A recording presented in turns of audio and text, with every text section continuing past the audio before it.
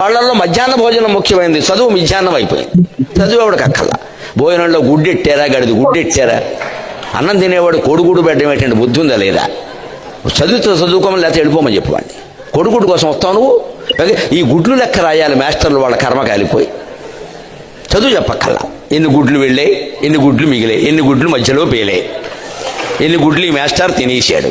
ఇంక ఇప్పుడు చదువు ఎందుకు చెబుతాడండి? అసలు పిల్లలకి భోజనం పెట్టడం ఏంటంటే వాళ్ళ భోజనాలు వాళ్ళు తెచ్చుకోవడం మానేమానండి. అంటే పిల్లలకి భోజనం పెట్టి పుస్తకాలు ఇచ్చి యూనిఫార్మ్ ఇన్ని ఇస్తే వాడు చదువుతాడా? శోభనం పెళ్లి కొడుకులో మంచం ఎక్కి కూర్చుంటాడు. ఎందుకు చదువుతాడు వాడు?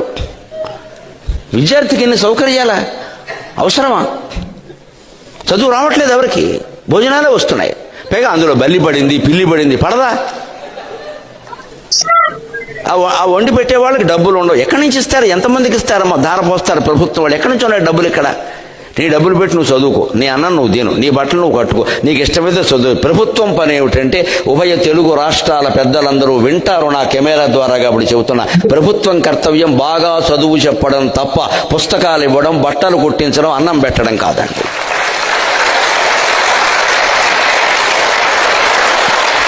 మేము ఖచ్చితంగా చదువు చెప్పిస్తాం, నీ జీవితానికి బాధ్యత వహిస్తాం. నీకు నమ్మకం ఉంటే రా, లేకపోతే వెళ్ళిపో. ఈ మాట అనే దమ్ము లేదు ఎవరికి. ఎందుకంటే అందరికీ మళ్ళీ ఎన్నికలు రావాలి, మళ్ళీ మనవ రావాలి, మళ్ళీ మనవ రావాలనే దరిద్రం వదిలిపోతే ఇవన్నీ ఉంటాయి. మళ్ళీ నువ్వే ఎందుకు రావాలి? ఇంకొకడు వస్తాడు, నీకు అనవసరం.